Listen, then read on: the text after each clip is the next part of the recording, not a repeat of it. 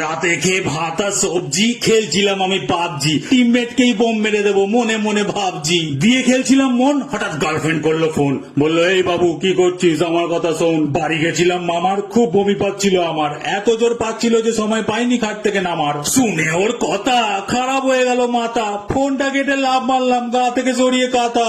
ভাবছি এটা কি করে হলো, এবার কি করব বলো।